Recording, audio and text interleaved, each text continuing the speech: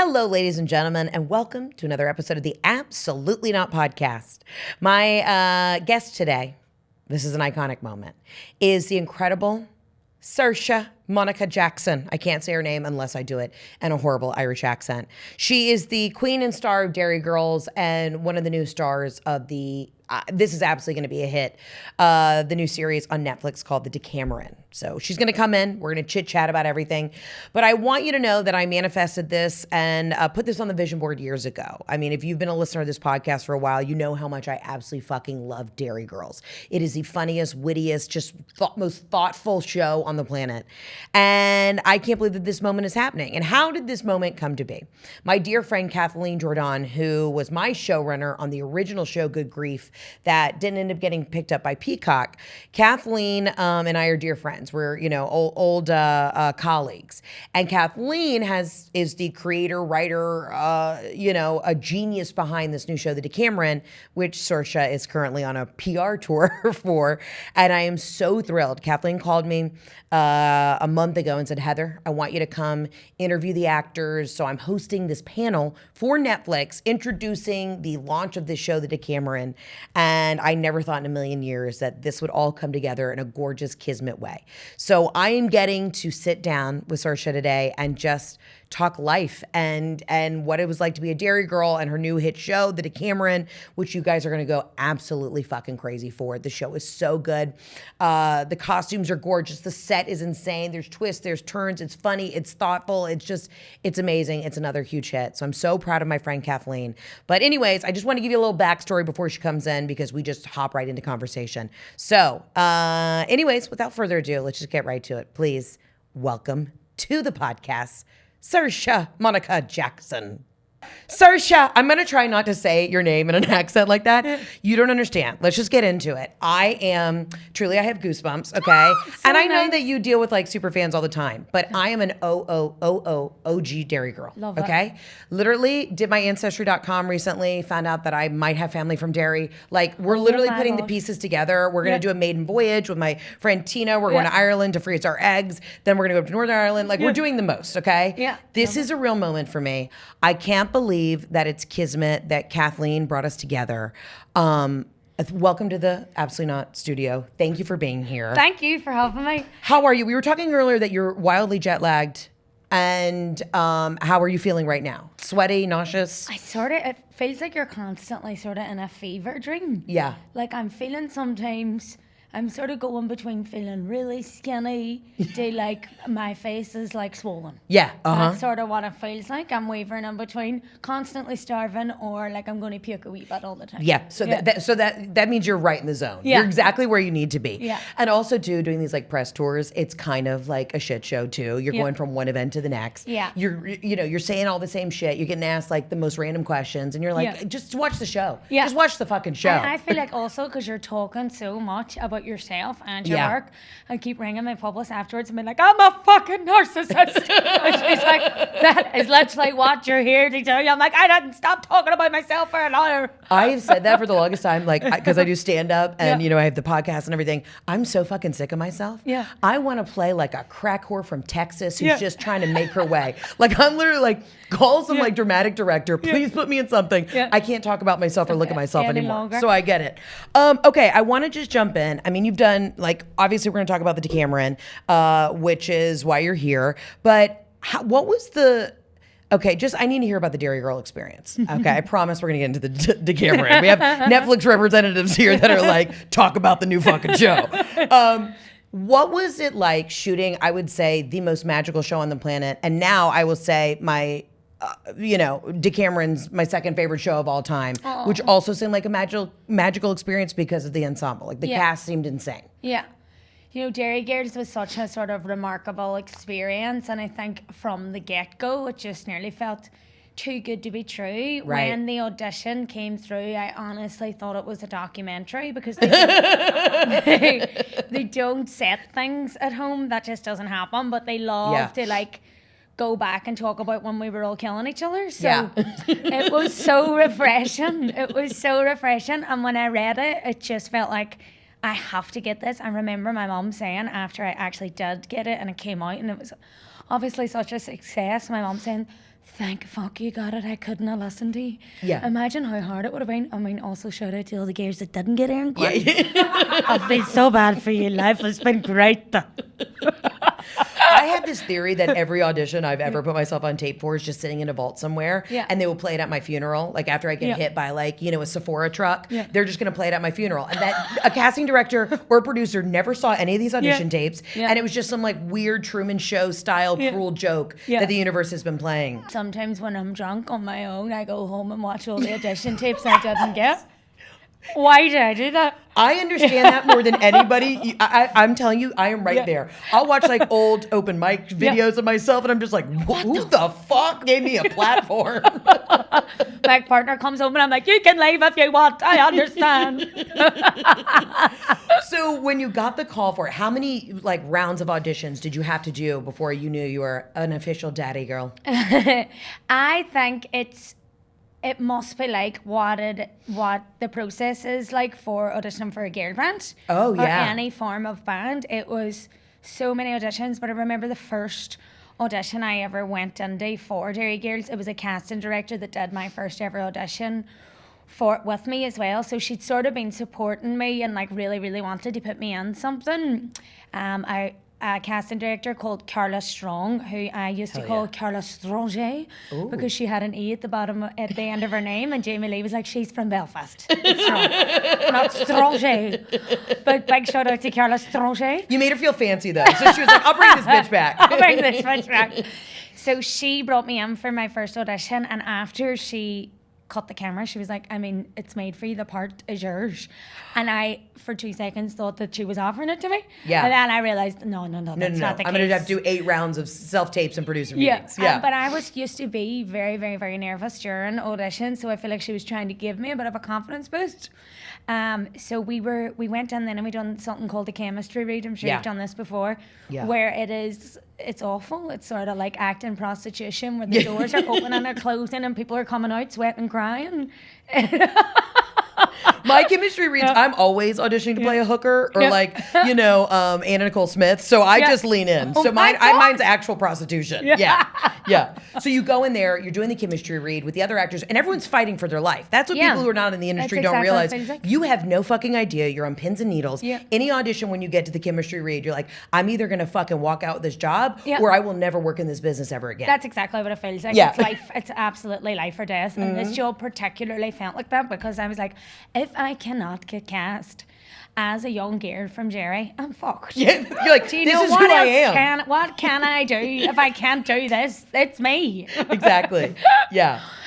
So we were going in and out, and then the rest of I think when the 5 of us, the 5 ensemble that we find ourselves at now, when we were together, it just felt like this is the perfect mix. This is exactly how it's meant to be. But I remember that Lisa McGee, the writer, took us in for these chats, and I, for some reason, felt like I really need to get political.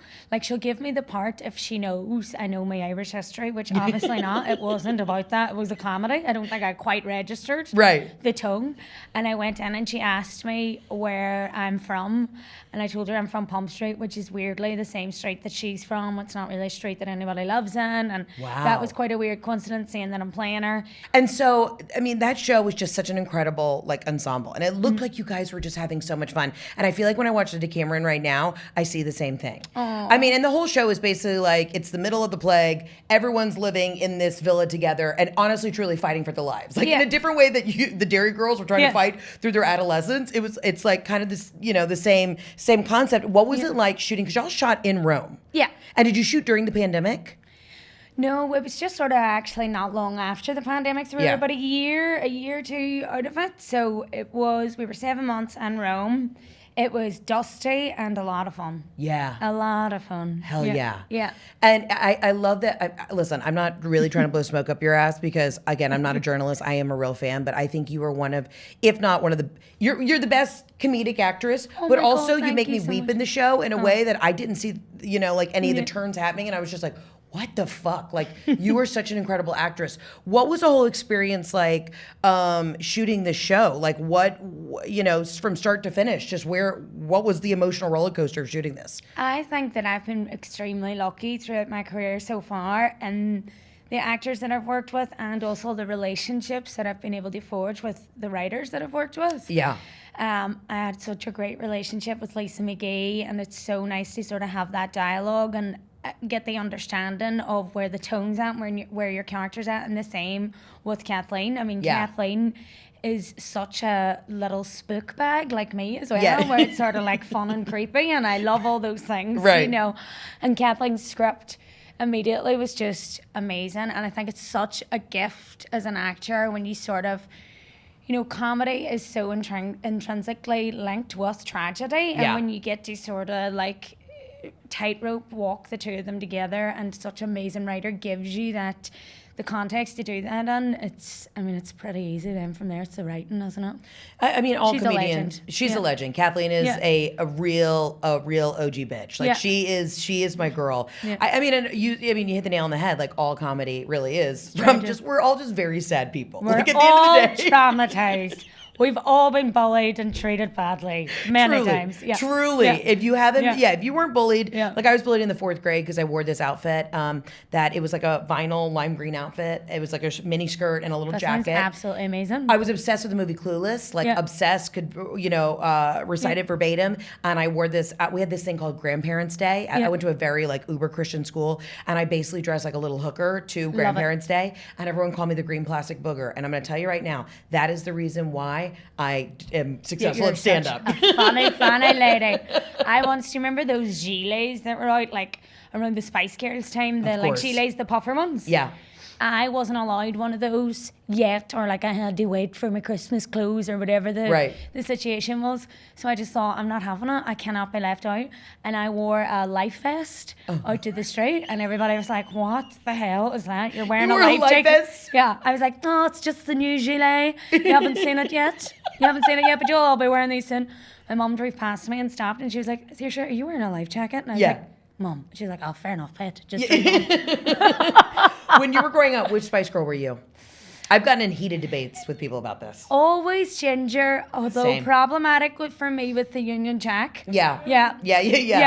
Ginger, and a mix between Ginger and Baby. I was going to say. Yeah. So in my group of friends, I was Ginger, obviously. Yeah, and obviously. My first concert was the Spice Girls in Atlanta, Georgia, and Jerry had just quit the band, and I was dressed in the full Union Jack little, again, like I have this common theme in my life that I'm always dressed like a baby hooker, and I am like, 8 years old. I'm at the concert. And I thought she was going to come out. I said, I thought in my mind, Jerry's like, won't do that. She's like, well, Heather's in Atlanta. This is her first concert. She's the biggest fan. Of course, I know I just quit the band, but I'll show up for the Atlanta show. And when the girls popped up to If You Can't Dance, she did not show up. And I am just weeping, 8 years old, weeping in this little outfit, just dressed, just like an absolute insane 8-year-old. And I will never forgive her for that. Bless you. Yeah, I'm not okay with it. And everybody in my group says I'm Baby. I'm not fucking Baby. I love Baby. I love Baby, but I think I got a little more Ginger energy. Yeah, you've got more opinions. Thank you. Yeah. Baby is a bit of a washout on the opinions. But she's had a good career.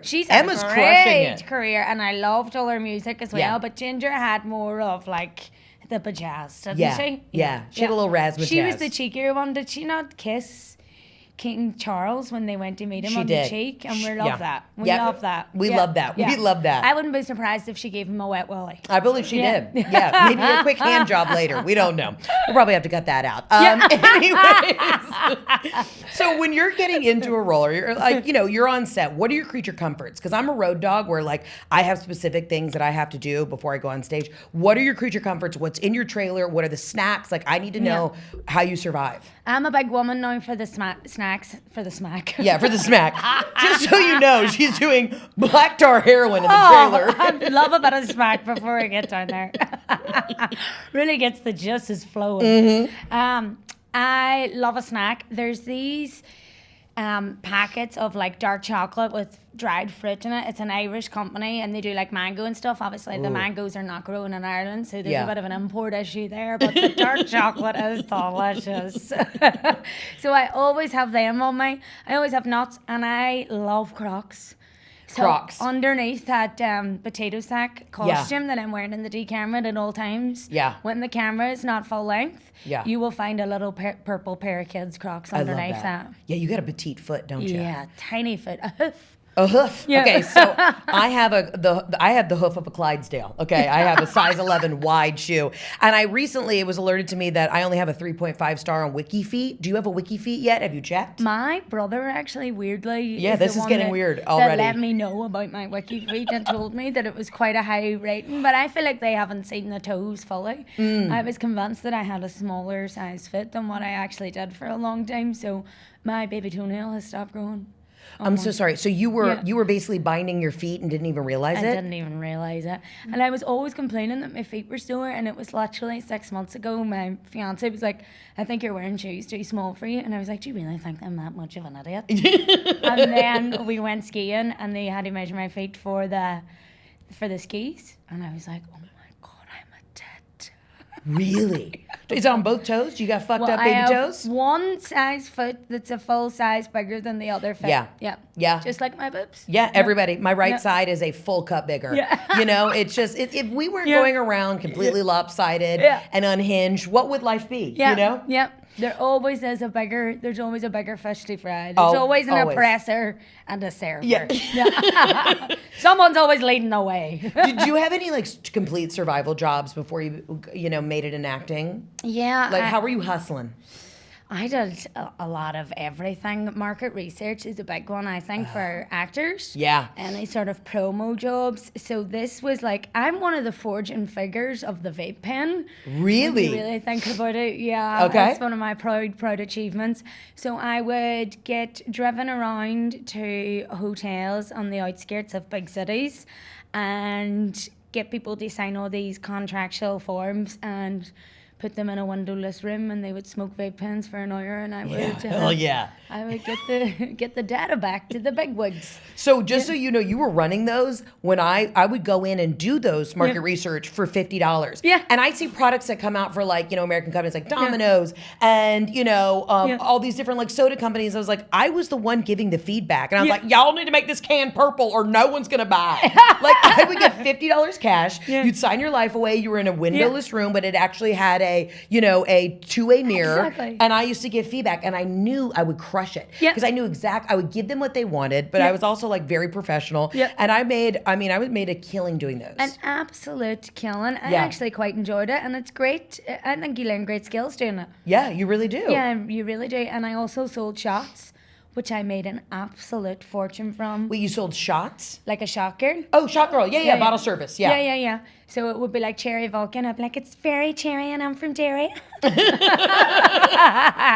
Whole tray gone. My first job here was at the biggest Irish sports bar called Stout. It's across from Madison Square Garden. God love you. And I had to wear tights and the short skirt, and I had to carry just trays of beers. And it was like whatever was playing at Madison Square Garden, that's who we were, our clientele was. So if it was a Metallica concert, it was Metallica that night. You never knew who your clientele was going to be, and that was probably the greatest job of my life that you've ever had. I made so much fucking money. Anyone's lucky to be employed to employ you. Have you ever been fired? I've never actually been fired. I was a nanny once for a very wealthy family in LA, and they just quit calling, but I've never been fired to my face. Yeah. But they were jealous that their kids loved you more. The kids absolutely bullied me. When I say absolutely fucking bullied me, still working through it. Tormented me. And you know what? I found these kids on TikTok recently. Yeah, the girls are grown now, and I found them on TikTok, and I'm like, I could fuck you up, and I'm not going to. You're not going to be the whistleblower? I'm not going to be the whistleblower. I will not. No. I hate to admit, because it's the only time really that I have ever been fired, but I have been fired. Let's talk about it. I was working in a restaurant in Canary Wharf. Really got on well with everybody I worked. It was sort of an indoor, outdoor restaurant because it barely rains in London, which was a revelation to me. And obviously it's London. Sometimes you would get mice. I had an audition. Fuck no. I know, it's quite common. Mice everywhere.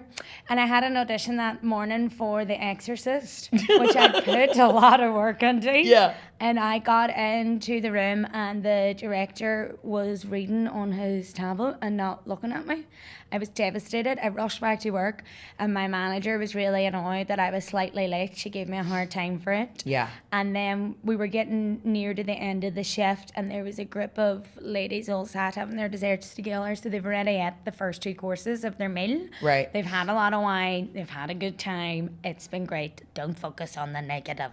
Right. And all of a sudden they start screaming and they're like, oh my God, there's mice everywhere. And I come over and I was like, oh, I'm really, really sorry about that. You know what happens? Because there's no doors. Right. We can't stop it. And they're like, can you go and get your manager, please? And I was like, yeah, I can go get my manager, but there's nothing that we're going to be able to do about it. And she was like, it's an absolute disgrace. It's really putting me off my dessert. And I was like, well, I can discount your dessert.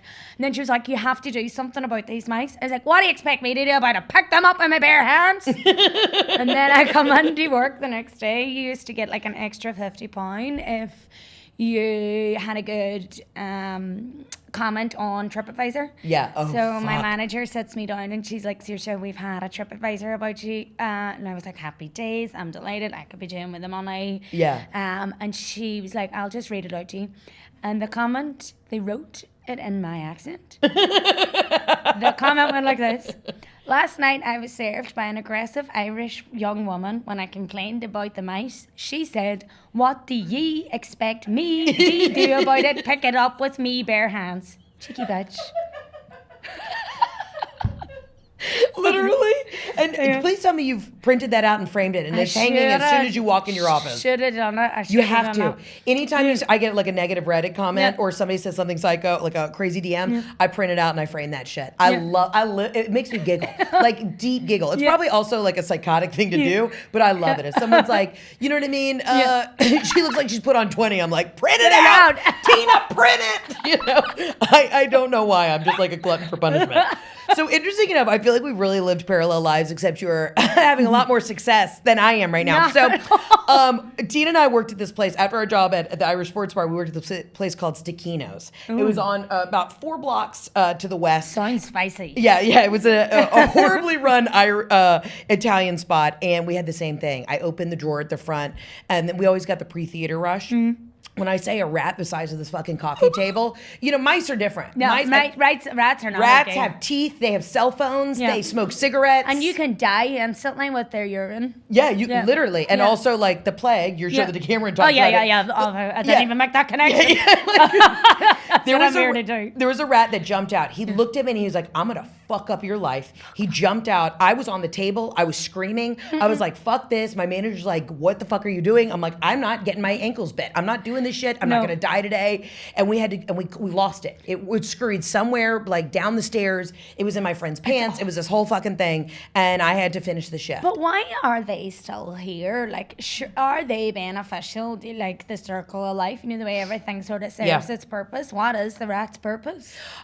We don't know actually. And the mayor has, I don't know if you know this little bit of tea, but the mayor of New York has hired a rat czar. And when I tell you this is a fierce power lesbian, right? I mean, if you're going to get anybody to kill the rats, you're going to get a power lesbian, you know, and 100%. like in a life vest, you know, ripping a vape, just like you could take the rat to counseling. Yeah, exactly. For the harm it's done.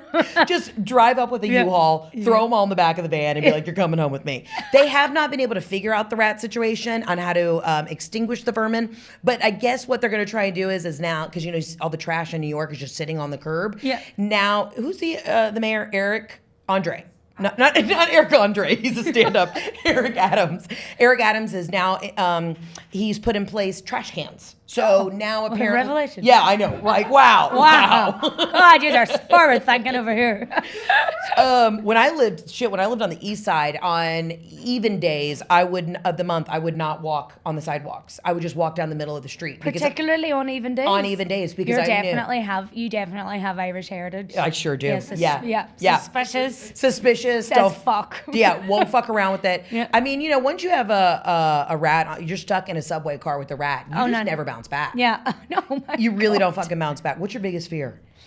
My biggest fear is definitely drowning or say being cancelled sort of pops into my mind sometimes on a regular basis. I think we'd be lying if nobody said that. Yeah. But here's the thing with being canceled these days, it really only lasts for like 15 minutes. It really lasts maybe a solid 2 weeks. Yeah. You got to go to Bali, you know, you can afford it. You go sit in a hut overlooking the ocean and you chill out. You lay low. You chill out. Everybody can make a comeback. Yeah, and then you can get a book deal and stuff like that. You can get a book deal or you can run for president. And it is wild what you can get away with in America. We were talking beforehand. I hope you don't mind if it's okay. I was just like, hey, if there's anything in this podcast you don't want, we'll cut it out. And you just said that would absolutely never happen overseas. No. They're brutal. It is. It's not even that. It seems to be like a very different culture in the media. The landscape is just so different. And I've never been prefaced with an interview really like that before. I feel like it's just...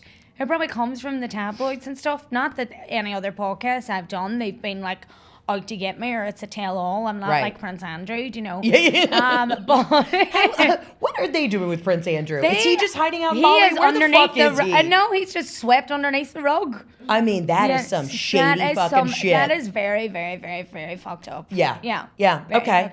Here's the thing: Americans are very much so people pleasers, and I mean, I struggle with it very hardcore. Oh, so do I. Big Catholic guilt. Oh yeah, I've got that Presbyterian guilt. You know what I mean? I'm like, are you mad at me? You know what I mean? Constantly. And I'm so nice. I'm very easy to get along with. I mean, Tina might think I'm a cunt, but we've known each other for like 25 years, so it's fine. I know. Sorry, Monica Jackson. Yeah. I mean, you know, it's just, but Americans, we are people pleasers. So. Yeah, but it's nice here. Everybody has been so friendly in New York. Yeah. I have not experienced that sort of like New York hard, cold energy. Apart from the other day, me and my mom were lost. You know, when an Uber does like the wee wraparound thing and you can't quite figure out where they're going. Yeah. And we stopped and we asked a lady for directions. I said, can you help me just sort of figure out what this Uber is, please? And she went, yeah, this is a new thing maybe where the arrow points in the direction that you're meant to be going. And honestly, me and my mom were like, thank you so much. Thank you. We walked away and my mom was like, God, her hair was gorgeous. And it took me until I got under the cab where I thought, she was being sarcastic. Yeah. Yeah, I am married to a born and raised New Yorker, and I've had to teach him, like, there are fires that need to be put out, but every day, every second can't be a fucking fire. You cannot get upset about everything. And it's like ingrained in him, and it took me a long time to realize that my husband wasn't actually yelling at me. He's just yelling out to eat this fear, because that's a New York thing. You know, he's like, God, there's a lot of fucking hummingbirds in the backyard. And I couldn't tell that was actually joy coming out of him. I was just like, he's angry about the hummingbirds. I'm a horrible wife. He sounds Irish. Yeah, he is. He's so Italian that I don't believe it. Do you know what I mean? I love that. Yeah, where he nearly seems like a parody of himself. It's 100% a parody. And then people meet him and they're like, he's not that, like, they're like, they don't think that he's that, like, New York Italian. And then they meet him and they're like, oh, fuck, he's a monster. I'm like, in the best way. No, you recently got engaged. Are you wedding planning? Where are we at? What's happening? I'm wedding planning. We finally landed on a venue. Okay. It was quite a journey. Obviously, I have a massive family because we're Irish. So at one point, we seriously were looking at a venue that was 180 people, that was 200 people. And my dad's response to that was, sure, you and Hector wouldn't be able to bring any of your own friends at 200 people. What? Wow. So you're having to make the cut right now. Well, we're making the cut. Okay, great. It's a lot of slowly, delicately handled conversations. Going on at the moment. I'm kidding, but we have found a venue that's 180, so that was a good compromise.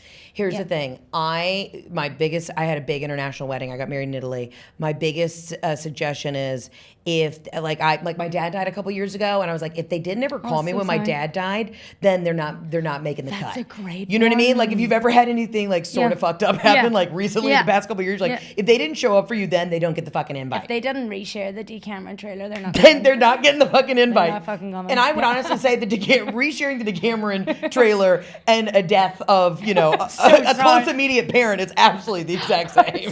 Sorry. But that, I fucking love it. That's a great way to make the cut. You won. I only have dead grandparents. I can't compete. My biggest thing is when people are like, oh my God, my grandma just passed. I was really close. I'm like, it wasn't your parent. Shut the fuck up. Shut the fuck up. Okay, so are you stressed? Like, is the wedding coming up? And obviously I don't want to give away too much information, but we just picked a venue. Do we have time? We have a lot of time, so it's going to be next summer. Oh, okay, great. So I'm really looking forward to it. Not in like full stress sort of mode yet. I feel like I'm quite bad with stress, and sometimes when I get overwhelmed, I ruin things for myself. Okay. There was a like lot self-sabotage? Like self-sabotage. Okay. I spent a lot of birthdays crying. Yeah. Yeah. And I'm really worried that's going to happen. Okay. Yeah. I hear you. Yeah. So I'm going to mentally prepare for that. Like my mom has said to me now numerous times already, I'm not even going to be able to look at you that day. Really? I honestly think she thinks I might be a bridezilla, but I'm not. I'm really going to enjoy it. I'm really looking forward to it. And I've got the man that I was meant to marry, and that's the main thing. Oh, yeah. How did you guys meet? We met at a mutual friend's house. Yeah. And it was early November, and he walked around the corner with a Santa hat on. Yeah. And he took his Santa hat off and shook my hand, and I was just like, that's the man for me. Can I tell you? Yeah. That is the most refreshing thing I've ever heard. Yeah. And you just, because you knew immediately. I knew with my husband immediately. We were in a gay bar again 4 blocks away, and he walked in, and he actually, when we look back at a photo we took that night, he looked unwell. He looked like he was doing a Make-A-Wish foundation. like his last dying wish was just to like go out with a pack of gays at a fabulous bar in Hell's Kitchen. He looked so unwell and jaundiced that night. And he walked in that bar, and I said, that's the man I'm going to marry. Like, you just know instantly. You just know instantly. I just knew straight away. And then it was like just coming out of the first lockdown into the second lockdown, so we could only this is fresh. Oh, fresh, yeah. Wow. So we went for a walk, and I had my Christmas tree up way too early because I was so depressed by the first COVID. I was like, I need some festive cheer. Mm-hmm.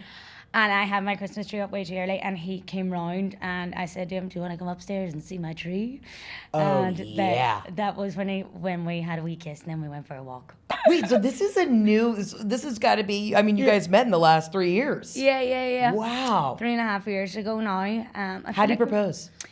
He took me to Donegal, to my mom's from Donegal, so a place that meant So is my something. family from Ancestry. I'm just letting you know. Just letting you know. We're actually probably related. That's Continue. where you got those cheekbones. And he wanted to do it somewhere that meant something to him.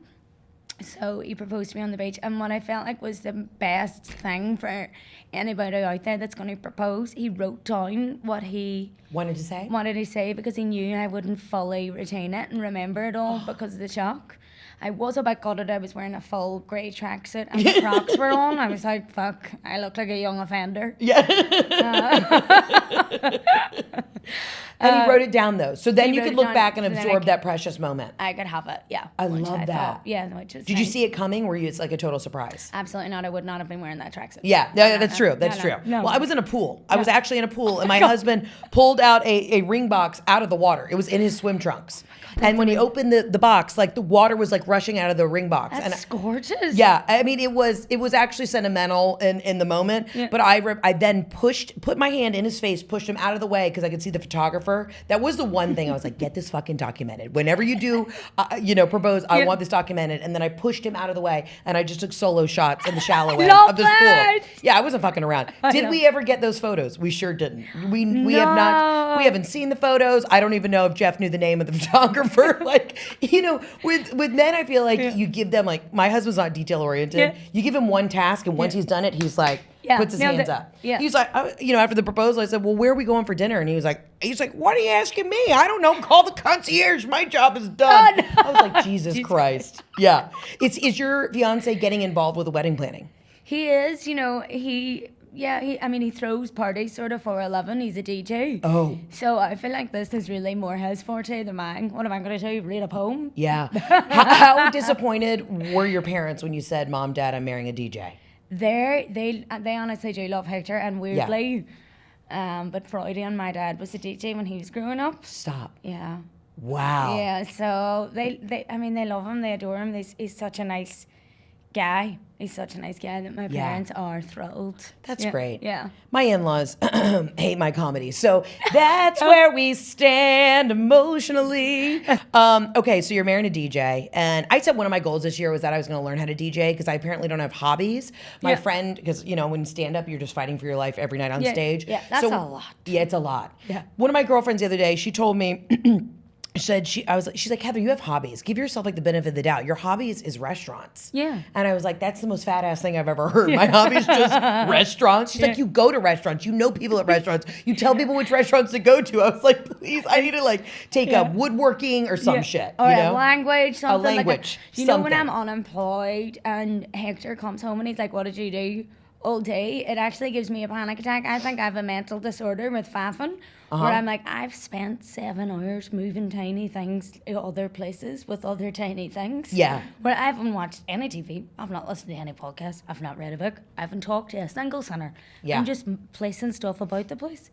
5 hours of faffing, isn't it? Wait, 5 hours of what? Like organizing? Organizing, but it's not really organizing, it's just more like placement of moving things. Do you have ADHD? I don't know if it's Alzheimer's or dementia. No.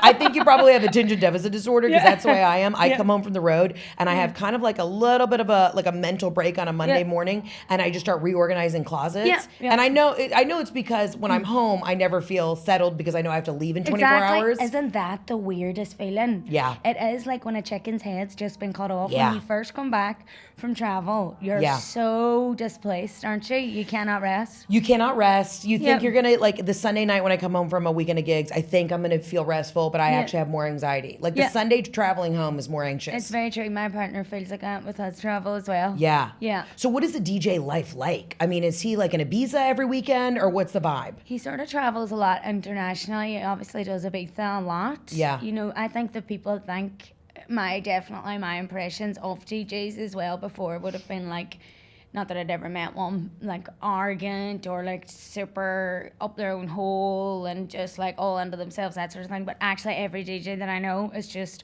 such nice computer nerds. They're like the people that completed Sims and then discovered like they loved Halo software. growing up. Mm-hmm. Wow. Yeah. Well, I mean, it is true too. Like when you're performing that kind of level, especially like in live audiences, I say this with a comedy, like you're getting attention for 90 minutes a night, and it is the most like gratifying feeling. And then the rest of the time, you're just sitting in like at like a Hyatt alone quietly in your room, just like alone with your dark thoughts. Do you practice your jokes to your husband? I don't. And because I started to do that in the beginning, and I wasn't getting the response I wanted. That happens. And I was like, I'm gonna either kill you or myself. So we got to figure this out. I usually just I'm an old theater kid though, so I like when you come out to the show, I like it to be polished. I'm like, wait to see it. Yeah. Wait to see it. What does he do? Great question. That's a great question. He is in quote unquote finance and real estate. Oh, happy days for you. Yeah, exactly. So secure, so nice. He moves money around from accounts. Yeah. You know, we buy properties. I don't have a backyard, but I don't ask any questions. Absolutely not. Yeah, he never lets me see the mail. Yeah. I'll change to a radiator someday. I trust him. Yeah. You know, I did say it. I was talking about this with my husband the other day. Like, okay, do you follow the Housewives at all? Are you into that at all? But I dabble. Okay. I dabble. Well, I know what they all look like. Yeah, well, all the housewives in America end up getting like arrested or going to jail because they sign some legal document. Yeah, that they all sign a document. They don't realize that their husbands are doing like extreme tax fraud, and then of course they end up going to jail. And I really genuinely think none of these women knew. I don't think that my husband will put papers in front of me. I'm signing documents. Oh yeah, I'm not paying attention. I trust him. Yeah. Should I? Absolutely fucking not. Is that drawer not meant for bills? Yeah, exactly. Like I have no idea what's going on. So I get why these poor housewives get wrangled up in the worst crimes all the time. You know? I'm too trusting. Are you I feel like you're a trusting person. Oh, I'm very, very, very trusting. I have no idea what goes on or where the I'm just like, I do a lot. Yeah. Yeah, I bring festive cheer and I organize all the pens and the pen lids. Thank you. I bring festive fucking cheer. I bet you are the one bitch who shows up to a party and they're like, our girl's here. Let's fucking ride. Always there to have a good time. But so is he as well. Yeah. Yeah. So, okay, the Decameron's coming out. I know I have to somehow be official and talk about the show, which I'm so fucking excited about. The show really is great. Oh, you must be so proud of Kathleen as well. I'm she's so one of your proud. besties. Yeah, she's one of my besties. She and I had a show. She was a showrunner for my show that did not get picked up. So I am just glad to see her making magic with other people who are actually able to get things on the air. It is like seeing inside her brain, isn't it? Yeah. The show is such like a depiction of Kathleen's personality in so many different ways. Like manic in the best way. Yeah. She really pushed me as a writer and a creator when we were working on our show to she was so she did such a great job of helping me organize my brain. Because I think sometimes when you're an entertainer, it's hard to like organize exactly what you're trying to say. And she's so talented. And I'll tell you, I'm not going to give away any spoilers because I know I'll get in trouble. This show, the twist that came and the emotional twist that came, I didn't see coming. In the first 2 episodes, I was like, oh, I know exactly what the tone of the show is. I know exactly what's happening. And then by episodes 3 and 4, I was like, what the fuck? It took a turn where I was like, I didn't see this coming. Yeah. What was it like actually? I mean, did you get the whole season of scripts or were there surprises for you? I knew I was coming in with the dead body. Yeah. They showed me the wig first, and then I didn't read the script, and I'm just like, the wig came first. I'll do the job anyway. Yeah. That's the wig I'm wearing. That's how that worked. I usually go wig first too. Yeah, wig first. Wig first. You know, I could be playing like the worst races on the planet, but I'm like, is that a good wig? I'm in. What's the wig like? Yeah. I knew about the dead body, and I knew that I was sort of playing a two-hander in a way with Saoirse-Monica. I'd read episode 1, and I think sometimes in television, and I mean, you definitely must get this in comedy, we're constantly getting regurgitations of like successful themes and ideas that have already happened. Yeah. And it's so boring sometimes to feel like when you're reading a script as an actor, oh, they're trying to do the Succession thing, or they're trying to recreate I Hate Susie or whatever the show was. Right. But when I read the Decameron, it truly felt completely authentic. Yeah. And I just couldn't wait to meet the person that it came from, because I was like, this is genius. It's so authentic. The characters were so well rounded. It was so funny. And I thought it was so clever that it really played with tone and genre in a really, really interesting way. I think like in the 90s and stuff, genre was such a well used and such like a satisfying tool with TV, and it's nearly like people sometimes get quite scared of it. People are so scared of tone. Yeah. And for the people who are listening who don't like, this is kind of like an entertainment inside, the biz conversation. People don't realize that like literally when you're going to pitch shows or when you're writing shows, they'll say, okay, this is what we want. This is what the market wants right now. We want like Grey's Anatomy, but Love Island. And you're like, what the fuck does that mean? Exactly. Yeah. But you have a great point. Like everyone's always trying to do something that's already been done. And it's always a selling point, right? We need this. We need the next Succession. We need the next Game of Thrones or whatever it is. But I will say the Decameron, it really, truly, like, it's its so own unique. tone. And it's such a brilliant example, I think, now for commissioners in television and the big streamers. If you let the creatives fully realise their idea and fully encompass it, it will work in such a gorgeous and satisfying manner for the audience. I know this hasn't happened yet and barely anybody's seen it apart from like us and our families, but I think that is what this TV show will do. Yeah. Let the writers fully do it. Yeah. Yeah. What was it like being on set with everybody? Like, do you have any like set besties right now? Like any really interesting relationships that have spawned from this? You know what? I think all comedy actors are always the most fascinating and strange people. Strange. They're all a bunch of absolute weirdos. Yeah, 100%. But the best people. And I obviously spent a lot of time with Tony and Zasha. We had all those fantastic scenes together, and Jessica Plummer, and we have a great storyline together. I've always been a huge fan of Tanya Reynolds. Yeah. I think that she's just brilliant in everything that she does, and again, like truly herself. She has quite a unique talent and quite a unique presence. So I was so excited to work with her, and I was just so excited to put my fingers in Sasha's mouth. I was like, what? This is a real peak for me. How was it like living in Italy for 7 months? Because I go to Italy like in the south where I'm from, we have this thing where everybody has a lake house, but my husband and I just go to Italy. That's our lake house, right? Yeah. That's like a point of status in the south that you buy yourself a lake house, but we just spend all of our money going to Italy. But we always laugh, like if Italy was run with German efficiency, it would be the most absolute powerhouse in the world. Oh my but God, getting anything done in Italy is fucking impossible. It is impossible. They go round the houses. Yeah. It's hard sometimes not to feel like, are you winding me up? Yeah, Is this a joke? I'm asking a yes or no question. But what I love about the Italians is how direct they are. Yeah. They're quite like the Irish like that. Mm-hmm. I remember there was one day we were all coming off set, and obviously the rest of the girls, they're in these like full-blown princess costumes, and the artistry from the costume designer and all the craftsmanship on the Decameron was immaculate. We're coming off and the girls are in their like full princess headpieces and stuff, and then I am spud bag. Yeah. And we're coming off, and all the hair and makeup girls are like, "Oh, Jessica, so beautiful. Zosha, Bella, Tanya. Oh my God, Saoirse, so funny." And I'm just like, with the hood, like, "Bye, thanks, guys." So Italian. Yeah, Like, they'll just so tell you, they're like, Italian. "You look fat today. Yeah. You look swollen." Yeah. You know what I mean? Like, they Yeah. just don't give a fuck. Yeah. And it is very refreshing. Yeah, it is refreshing. And did you guys shoot right outside of Rome, or? We were shooting in these studios called Cinecittà.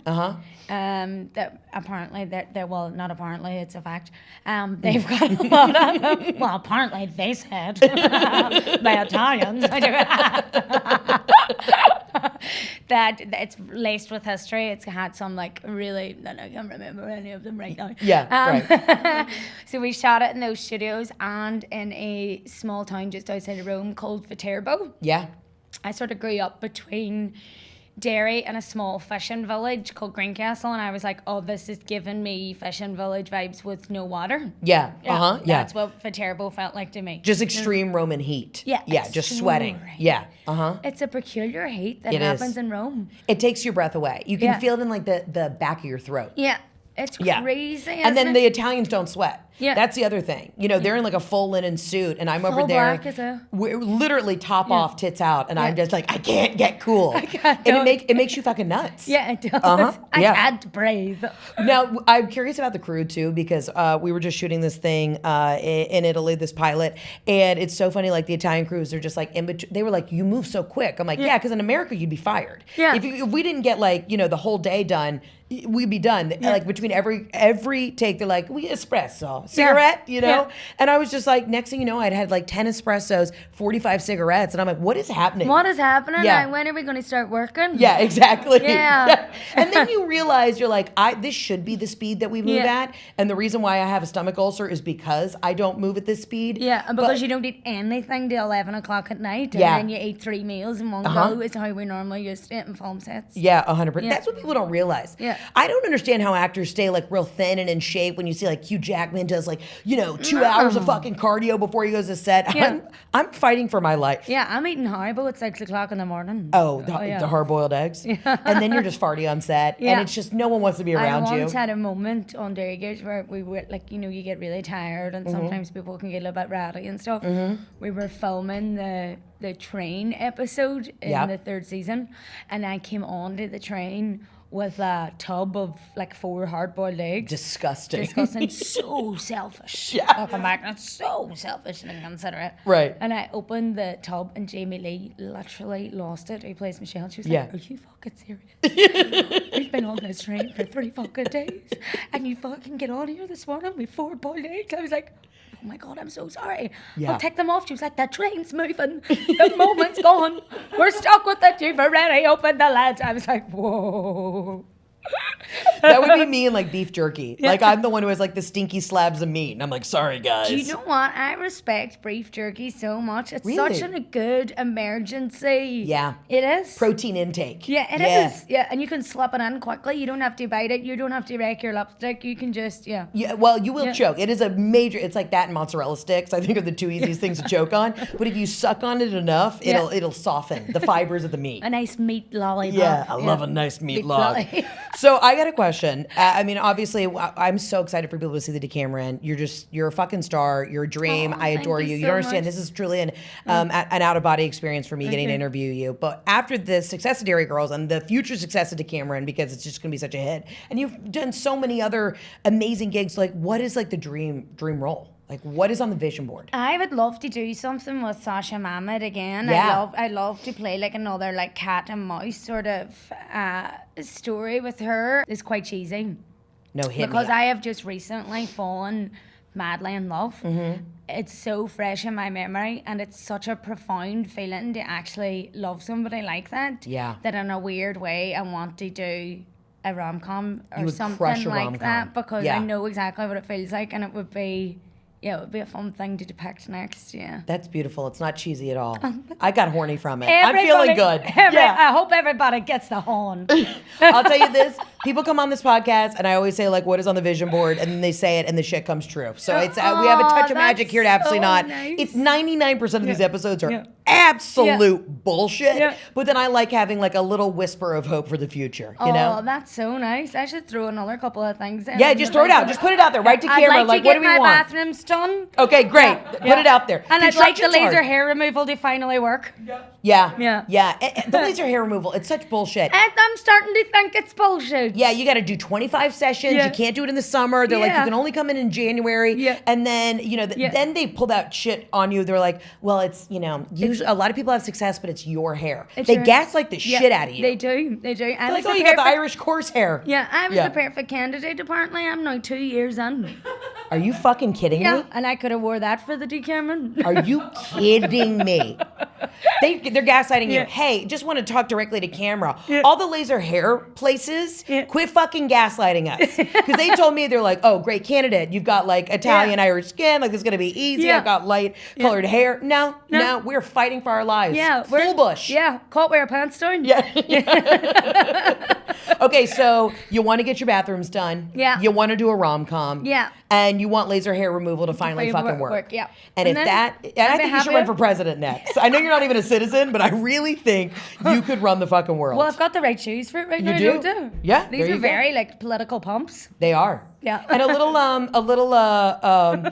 Dorothy. A little Dorothy from Oz, too. Yeah, that would have been a more natural jump, actually. Yeah, actually, you're just saying that you're trying to run for a Republican candidate. And we love it. You heard it here first. Please, no. You're like, I got my sexy red pumps on. I'm ready to go to the Republican National Convention. I'm taking red back for the Liberals. There you go. Yeah. One lipstick at a time. Red's my color, and it sucks. You know what I mean? For the next couple months in America, like if you wear a red hot dress, people immediately think you're coming from the RNC. Yeah. Do you not feel like with blonde hair, though, you have to sometimes be careful with too much red straight away? I feel like sometimes I can look like a child prostitute with red. Well, you know, that's my theme of my life is baby hooker. That is your thing. Yeah, and people will stop me and they're like, red's your color. You should just take me out with you. I will. I'm the perfect pedo hunter as well. It's really? Something that I've discovered. Yeah, because I've paid a skill care and because sometimes people get me mistaken for younger than I am. It's a nightmare. Yeah. That when older men are creepy to me, I'm like, I should start up a gang of like six women in their 30s that could pass for like 17. Yeah. And we should go out and catch pedos. Now, I don't know if you're familiar with the show. There used to be a show called To Catch a Predator. And this guy, Chris Hansen, was the host. And he would literally sit in a kitchen and he would talk to these guys on the internet and they would have, we could bring To Catch a Predator back. But is he as adorable as me? No.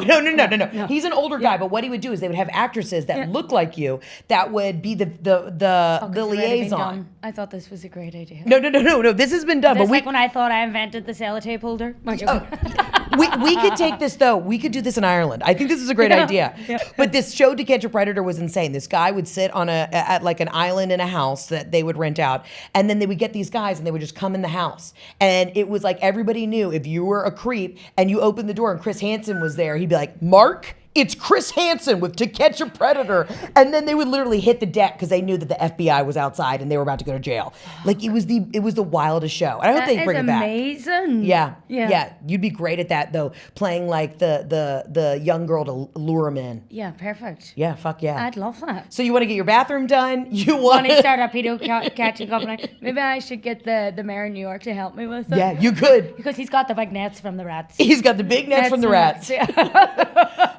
Thank you for being here. Thank you don't understand. So I love much. you. I adore you. Everybody check out the Decameron. And when does it come out? Do we know? On the 25th of July. The 25th of July. Yeah. So by the time, this is going to come out next week. So when this comes out. That's no pedos. Yeah, no pedos.